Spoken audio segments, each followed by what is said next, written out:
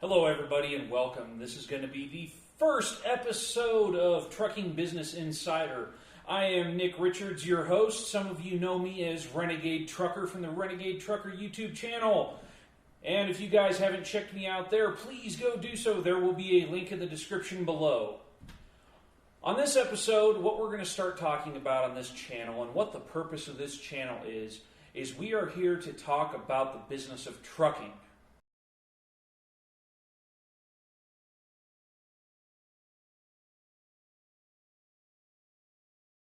In the trucking business, things can be very interesting. It's a hard business. There's a lot of people out here who have a really tough time.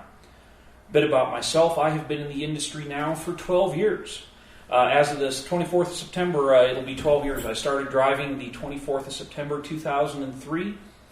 And what I want to share with you guys is some of my experience from my time on the road. This whole idea, it came together starting a few months ago. I've been driving for a long time. I've been doing this YouTube thing now with the trucking show for just a little over a year with the Renegade Trucker Show. And then from there we moved on to a few bigger things. Before that, I did a couple other YouTube channels. I had another one which was Richard's Metalworks, which was based around a welding shop which I owned and operated for a while. I've been in the trucking industry for a long time, pretty much in the last 12 years. I have always made my living holding a steering wheel in that time. I've done everything from running big trucks, heavy haul. I've pulled vans. I've never pulled refrigerated or tanker. Pulled a lot of flatbed, a lot of step deck over the years, and a lot of big equipment. So I've been very fortunate in the industry to have a very wide array of experience, and I have done most of my time in this industry as an owner-operator. As I said, I started driving in September of 2003. I bought my first truck in December of 2003. In my career, I have owned 4 trucks. 3 of those have been all 2000 model year Kenworths, and then the 4th was a 94 Kenworth. And those trucks all taught me a lot about this industry. 3 of those trucks were actually pretty good trucks. I had one that was kind of a turd and gave me a lot of problems. But overall, it has been a really great experience, and I have learned quite a bit from this industry. So what I want to share with you guys, what this channel is going to be about, is it's going to be about making money in trucking, and more so, it's going to be about avoiding mistakes in trucking. In this first episode, what I want to talk about is we're going to talk about what is probably the biggest mistake that I have ever made in my life. And people would say, well, what was your biggest mistake? If you were going to point to one thing, what is your biggest mistake? And that's a question that you guys should ask yourself. What is the biggest mistake that you've ever made in your life? And I know in mine, it was never taking the time to become financially literate. I'm a very smart person, and if on IQ tests I've taken in the past, I've been anywhere from 132 to 148. That is a genius level IQ. I mean, I'm in the top 10% of people in the world, intelligence-wise. And with that, there came as I was a younger man, there came a great deal of arrogance that came with that, thinking that I was smarter than everybody and that I could figure things out. At the same time, I have been a very good listener in a lot of things, but no one ever really gave me sound financial advice that I really took to heart and agreed with. And so I just kind of figured that I was smarter than everybody else when it came to those things, and I was going to do it my way. And over the years, it cost me a lot of money. The not understanding how money works and not understanding the value of money and the purpose of money, that is something that really it has hurt me over the years. And had I learned it better way back when, I mean, especially if I could have figured this out about the time that I was in high school or when I was in the Navy, I would be a lot further along in life today. In fact, I would be a multimillionaire today. There's no doubt about it. I'm 33 years old today. Had I figured this out 10, 12 years ago, there is no doubt that by today I would be a multi-millionaire. And so that is something that I've really, in the last 6 months, I have taken a lot of time to start learning about money and finance. And I really have to give a big thank you to Tom Likas of the Tom Likas Show. If you guys want to check him out, there is a link in the video description below to him as well. Tom started doing a segment to his program called Money Monday. And I've been listening to that for a long time, and that was something that kind of really helped me come to this realization because Tom is someone who I've followed a lot in the past, and that's why I'm mentioning him in this video. He's had a pretty profound impact on my life. That's why I've never gotten married, never had kids. is I really listened to what he has said in his show, and as he started doing the Money Monday feature, and I really started listening to it and paying attention to it, a couple of years ago when he came back on the air with his internet show, that's when I started really tuning into it and dialing into it and starting to realize that this is something that I needed to learn. And it took me a while to get my butt in gear in doing it. It was something I kind of dreaded. To me, I just remember towards my end of my time in high school, that was when we had the big .com bust and everything went belly up there. That bubble completely burst. And when that bubble burst, it really left me thinking, oh, well, the stock market's too risky. You don't want to put your money in there. You'll lose everything, because there were these people all along that were losing everything. And there were these companies like Enron that were going belly up. And here in Montana, we had the Montana Power Company that went belly up. And all these employees that had worked there forever lost their retirement. I mean, one of the guys wound up, he was almost to retirement, and the only job he could get was a greeter at Walmart. I mean, people's lives were just absolutely destroyed by these things. And so because of that, I never looked to, Wall Street and to the stock market as a means of making money. And then again, 2006, 2007, when the housing bubble burst again, those were all things that reinforced that idea in my head of the way things were. And since I have taken the time to become financially literate, I've really learned that no, the reason that people lose their butts in the stock market and the reason people lose their butts on investments is because they don't take the time to become financially literate. They don't take the time to do their research. They throw money into something thinking it's going to be a good investment, and then they lose it. So as I've started down this path, I've been consuming audiobooks like crazy. I have been doing everything that I can to learn finance and become financially literate, because I want to be, I want to be rich. I mean, that is my number one goal in life, is I want to be wealthy. I want to be very financially secure. I have had a really hard time through the years, and it's not because I wasn't making a lot of money, because I was. I mean, I have made an insane amount of money over the years. The thing is, I haven't managed to keep that money over the years. I haven't managed to put that money into things that it was going to work for me, not against me. And so that is absolutely my biggest mistake, is not taking the time to become financially literate, not taking the time to understand money and investments and the things that it takes to build wealth and keep it. And I've always been pretty good at operating on a budget. I've always been able to figure finances out and everything, but through some things that have been out of my control in my life, I have had some very hard up and down swings. And had I made better choices back in the day, I would be in a much better situation today. Case in point, in 2006, 2007, as the economy collapsed there, the freight market practically collapsed with it. And I was sitting there, I had a pretty massive truck payment, which ties into what was one of my other great mistakes, is selling my first truck. And that becomes back to being financially literate. The first truck I had, there was nothing wrong with it. It had 830,000, 840,000 miles on it, something like that, when I sold it. And that truck, I had, I believe, 16 payments remaining on the truck and about 20 on the trailer till I owned the thing outright. And so I was really close when I sold it in early 2006. I sold the truck and trailer. And I really sold them, for what I could get out of them. I didn't have a whole lot of money left over when it was done.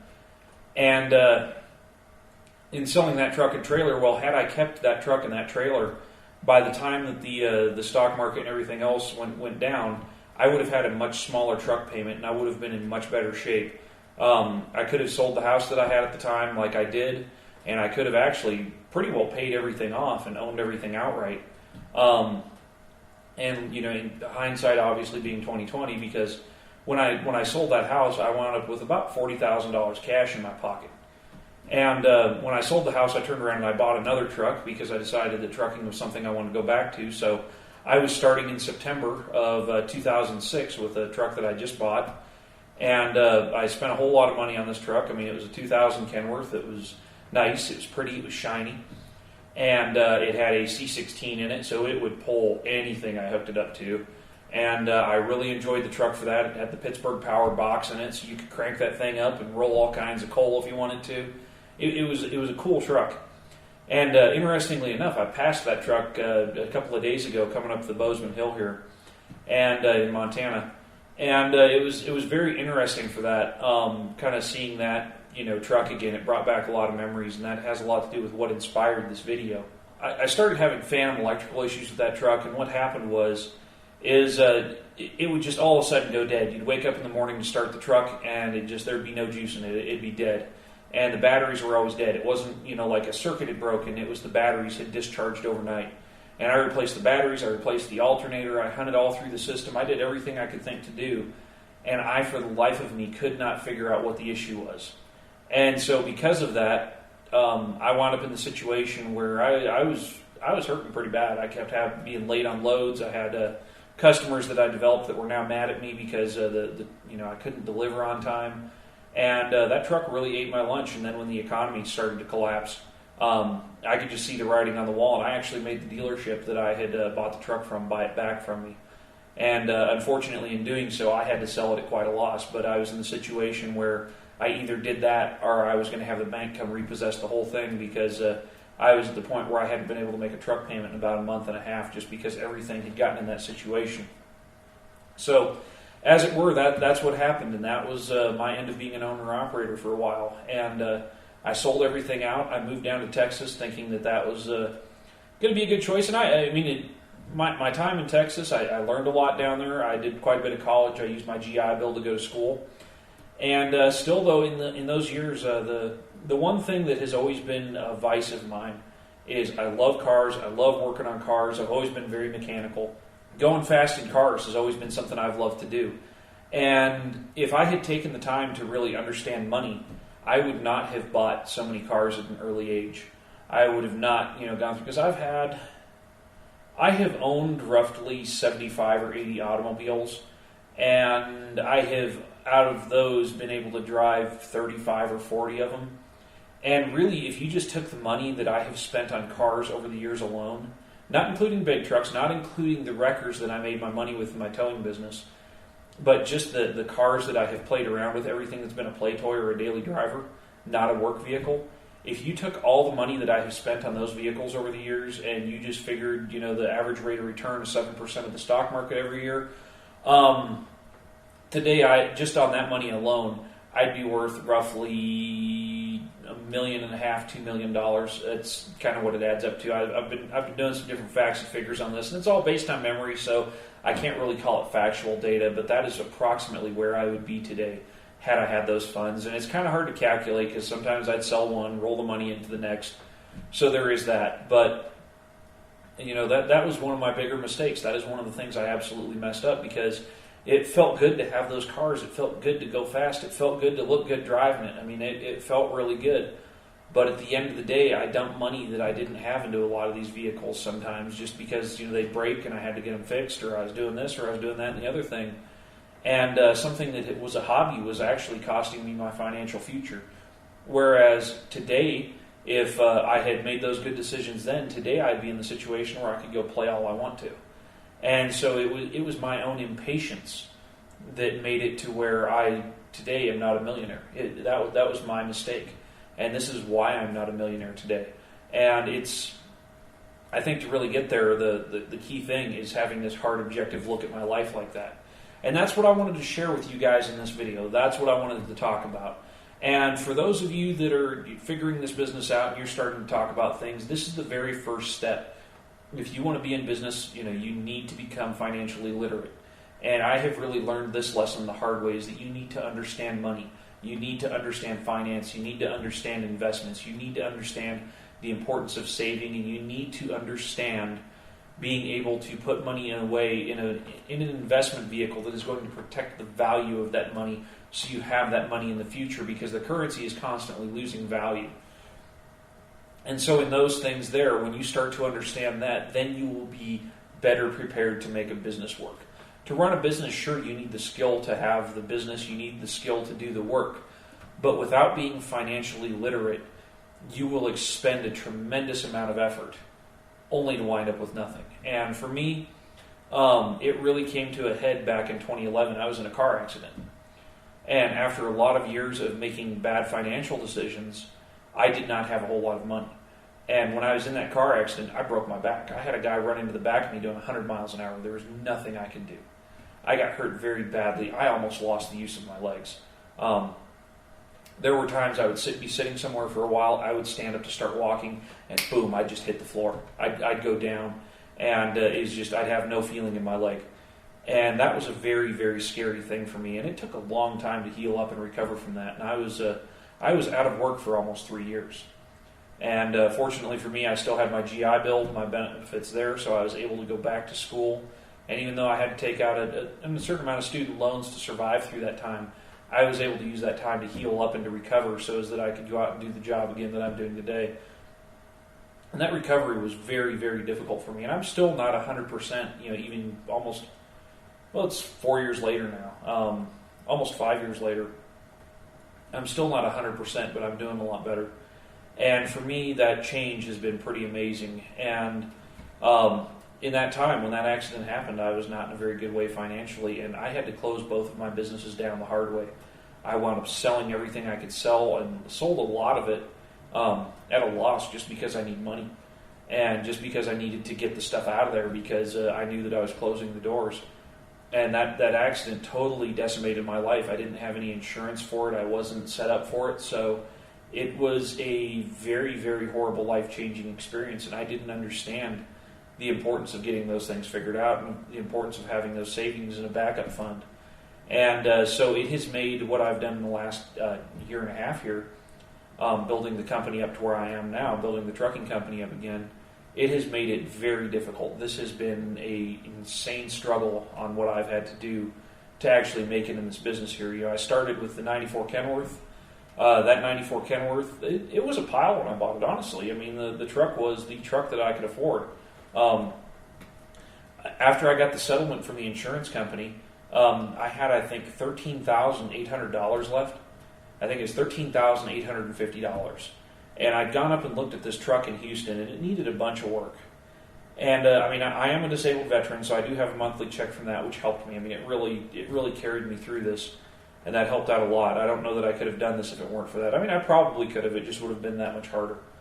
But that did help me a little bit. But I got up to Houston, I'd looked at this truck, and the guy wanted $16,000 for it. 1994 Kenworth. The odometer didn't work, and it read 200,000 on it, so I knew it had at least $1.2 million on the truck. It was in real rough shape, but the motor in it ran good. The motor in it sounded amazing. The driver's seat was beat to death. The sleeper was real beat up. The hood was real beat up. It had a blown airbag on it. And I went and I looked around some more, but it was really the only truck that I could find that would do the job. And so I went to the guy, and I laid $10,000 in cash out on the table. And I sent him a picture of it. And I said, I will give you $10,000 cash for that truck. And he counter-offered with I paid $11,000. I bought that truck. I spent another couple $1,000 putting airbags on it, putting lights on it, getting things taken care of on it, getting it lettered, getting it ready to get on the road. And then I had a friend that loaned me some money to buy some chains and binders and everything else. And that's how I got back into business. And the first company I went to was not a great company. They were pretty abusive, pretty bad. But it was the place I could get my truck back on the road. And after having been out of work for 3 years, and I hadn't been in a semi for a few more than that, I think the last time I drove a semi for a living was 2009, because it was 2009 I started the towing company. And so, in that time, I had been out from behind the wheel for quite a while. And so it was very hard to get anybody that would even take me, where their insurance would even take me. So I came up with this company. I thought it would be a good deal because they presented themselves as this small family carrier, and they take care of their people, and really they did everything they could to try and screw me, but I made it. And then I got leased on to the people that I am now. I found those through a friend of mine, and I wound up over here, and they have treated me exceptionally well, and it's been a good situation, and I have come up really fast. I mean, you look at where I was this time last year, I was still driving my red truck. Actually, today it was kind of funny. The little thing popped up on Facebook, and it said, the time warp where you were a year ago, and it was a picture of my red truck sitting in the shop at Kenworth in Fargo, North Dakota, because the steering box had broken in it. And so I didn't buy the blue truck. It was till September of last year. I didn't put it on the road until I think it was the 1st of October, or the first week in October. Worked real hard through the winter, and I was actually a little bit behind money-wise. Got all caught up around Christmas time. First of the year started to break free, started to make things happen. and I ran as hard as I could. And in April, I was able to finally buy my own trailer. I got the truck stretched and turned it into the 7-axle setup. And then at that time, I had also ordered the 4th axle for the trailer, which you guys saw me on the Renegade Trucker Show. That's what I picked up the other day. And so that's how I've grown this business up in the last year and a half. It was very hard. I mean, I didn't even put the red truck on the road until the 24th of January, or the 21st of January of 2013. So really, that is a year and 9 months to get to where I am today. Actually, a year and 8 months. And so that has been very fast to come up in this business, and you can do it. And it is required that I just live like I have nothing. I mean, I try not to eat out. I don't spend money on anything. I haven't been going out partying, doing anything like that. All I have done is work hard. The reason I've worked so hard is because I understand that the end is worth the means. The sacrifice that I've been making here, it's all about building this business. It's all about making sure that my future is financially sound. Sure, I could have done a lot of things that a lot of people would normally do. I could have gone and got a house by now. I could have gone and bought a car by now, because I didn't get rid of my personal vehicle to make this happen. I've shed off as many expenses as I can. I put everything I own in storage. I have just been using my dad's house where I am today to do a lot of the things that I've done, and I've been living in the truck because I understand the importance of building this business up and making this business financially sound now. And it took making those mistakes to really learn that lesson. And that's why I'm doing this now. And that's why I have pushed everything so hard as I can, because I know in the future, as I worked as hard as I have to build this business and this business grows up into what it will be, I know that in the future I will have much more money. I will have a much nicer house. So the time I have spent without a home here, without a place to rest my head, without having, a place to call my own, with having to, rely on, family the way I have, I know that in the end, it justifies the means. Because when I get to buy a house, I'll get to buy a really nice place. When I get to buy a new vehicle, I'll get to put together a really nice vehicle. I'll get to have what I want. More importantly is I am going to achieve my goal of becoming a millionaire, and I'm going to do it driving a truck. And a lot of people say that is a really lofty goal to have. Why would you think that driving a truck you could become a millionaire? But the truth is, it can be done. I know people that have done it. I have seen people do it. So to say that it can't be done simply isn't true. And that's what this channel is going to be all about. So there you guys have it. That is my explanation of what has been the biggest mistake I have ever made, and that was not becoming financially literate. I am going to do as much as I can. I am really looking for your feedback and for your questions. Please feel free to shoot me all the questions you want to. Just put them in here in the comments down below, or you can message the channel directly. I will go in there. I will check those messages. I will see that your questions get answered. As many of them as I can anyways. I expect to get a lot of input on this channel. And that's what we're going to talk about. We're going to start hitting this in the trucking business really hard. Everything on this channel, business related. It's not about having a good time. It's not about chroming your truck out. In fact, I'm going to tell you guys not to chrome your truck out. The blue truck I've got sitting out here doesn't have a bit of chrome I've installed on it yet. And the whole reason is I understood that was money that wasn't going towards my final goal here. And so in the future, yes, will I get to do those things? Do I enjoy doing those things? Absolutely. But for right now, it's all been about the business at hand and making money. That being said, look forward to catching up with you guys on the next episode. Please rate, comment, subscribe to the channel, and we'll see you later.